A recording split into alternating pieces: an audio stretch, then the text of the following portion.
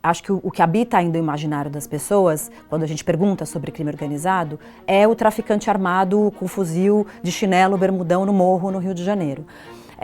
Mas quando a gente olha, por exemplo, a natureza do que compõe o negócio do crime organizado hoje, o percentual mais baixo hoje é o dinheiro oriundo do tráfico de drogas.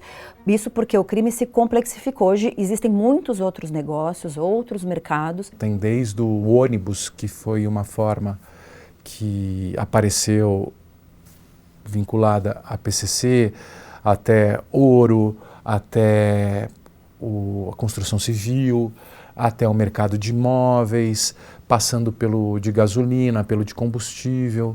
Você tem uma competição desleal, porque alguém consegue praticar um preço abaixo do mercado do que efetivamente está acontecendo.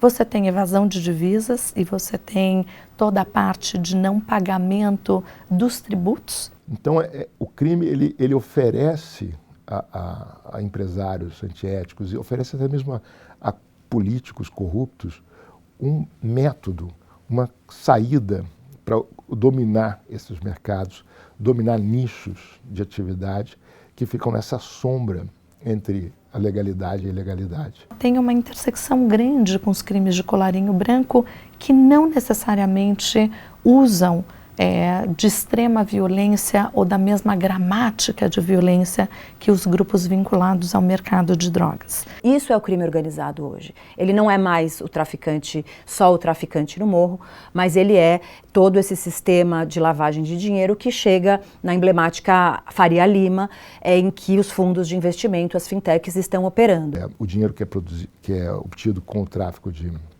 cocaína global, Europa e global, que passa pelo Brasil, está crescendo muito.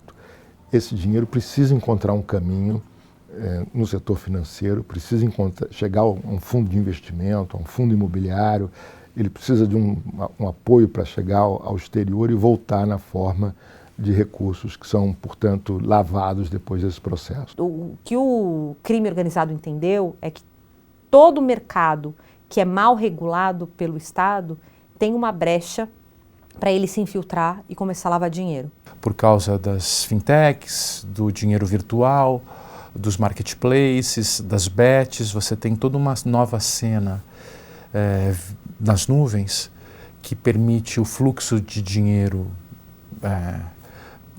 indo de um lugar para o outro com muito mais velocidade e quantidade. E sem falar nas criptomoedas, que também permitiu que se fragilizasse os controles dos bancos centrais para esse tipo de ativo. E como é que você controla esses setores? A gente tem vários setores que até hoje são muito mal regulados. Toda vez que a gente faz uma grande desregulamentação de serviços, de setores, como a gente viveu, por exemplo, no período de 2019 a 2022, em vários setores sendo desregulamentado, você abre um espaço enorme para que o crime organizado se beneficie, tenha muito mais margem de ganhos, porque a gente não consegue capturar esses elementos e aí, por meio da investigação, desestruturar efetivamente esses mercados, porque a gente continua atuando lá na ponta da cadeia. E esse dinheiro acaba entrando no mercado também. Você tem artes, você tem jogadores de futebol, você tem um mercado muito forte, que é o mercado das redes sociais e dos grandes influenciadores. O antigo doleiro, as malas de dinheiro, que antes dava um maior trabalho para levar de um lugar para o outro, desapareceu. Hoje você leva bilhões de dólares num clique, assim, decorando uma chave de token de criptomoeda.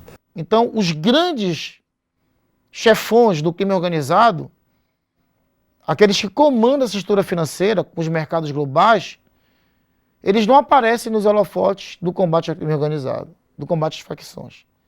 O Banco Master ilustra muito bem isso, quer dizer, porque você vai puxando o fio ali, quem está envolvido? Políticos, infratores, criminosos que estavam lavando dinheiro no mesmo fundo de investimento aqui em São Paulo que o banco operava. Eu acho que mais recentemente a Operação Carbono Oculto mudou um pouco o eixo do debate, não é? Quer dizer, menos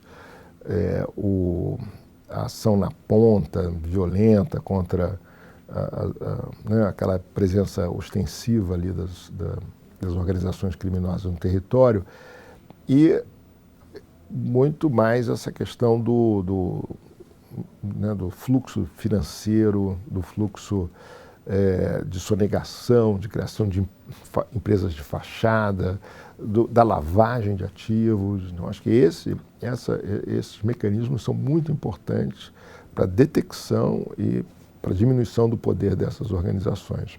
A gente falou, né, da forma de atuação do crime organizado, dessa vinculação com outros mercados, muitas vezes lícitos, mas a gente também tem aí uma entrada do crime organizado na política eleitoral, na política formal. E aí eu acho que tem mais uma camada de perda democrática, né? Então, se no território, se a polícia não entra, não tem democracia.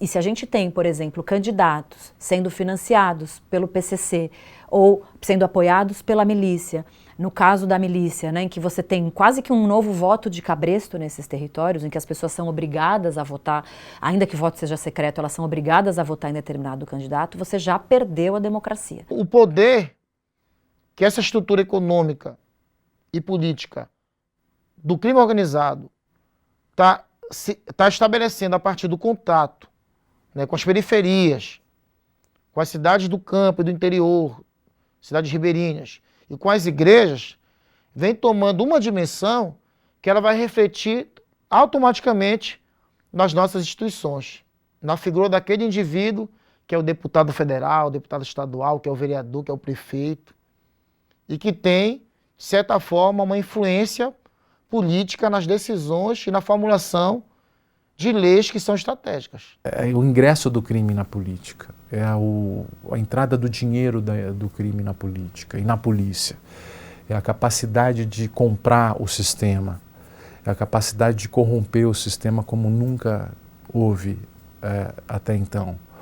E de uma certa tolerância de que é isso mesmo, a gente ganhando dinheiro do crime, a gente vai estar no poder e vai favorecer quem ganha dinheiro com a gente, os nossos parceiros e os nossos sócios.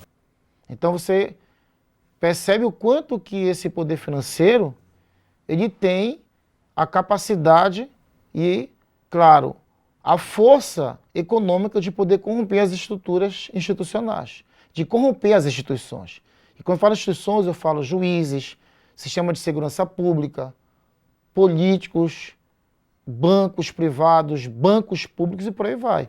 Então o crime se locupleta de uma situação como essa e é muito favorecido diante de uma situação como essa porque o crime também quer ganhar dinheiro e quer menos obstáculos para regulamentar. Então esse mundo começa a se misturar cada vez mais.